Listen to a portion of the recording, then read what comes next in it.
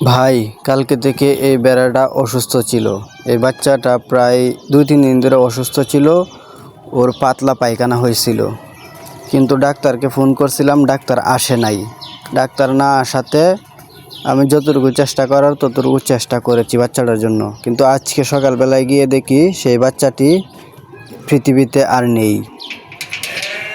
খামারের গেট খুলে গিয়ে দেখি বাচ্চাটি মারা গিয়েছে।